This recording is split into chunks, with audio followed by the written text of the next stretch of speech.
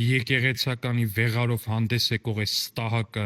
ու իր աջակիցները որոշել էին Հայաստանի Հանրապետությունում տերորիզմի միջոցով իշխանություն զավթել, որի համար պետք է օգտագործեին մի քանի գործիք։ Առաջինը ձևական փողոցային շարժում մոտ 500 հոգանոց, հետո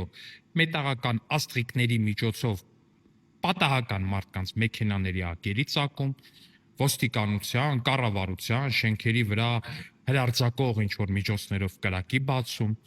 25 հոգանոց 100, 200, 300, չեմ սխալվում, նույնիսկ 500 խմբերի կազմում, որոնք պետք է հաշվի արդարտեցնեին իշխանության ներկայացուցիչների հետ, ամբողջ հանրապետությունում համացանցի անջատում, շատ կարևոր դրվագ էլեկտրամատակարարման անջատում ոստիկանության եւ մնացած շինություններում,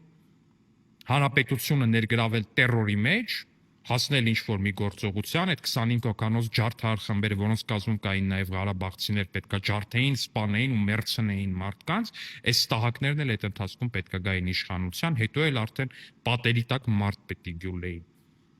Հիմա կգնաք ու արևի լույսը ճաղավանդակի հետևից կտենաք, այսինքն ճաղավանդակային զագար կընդունեք տարիներ շարունակ ու նոր կիմանաք, թե ինչ է նշանակում տերորիզմ բերել Հայաստանի քաղաքական դաշտ։ Մի անգամ եք հաջողել հոկտեմբերի 27-ին ձեր էժան տերերի հետ, ու երբեք չեք հաջողել։ Կորելու եք Հավիցյանս։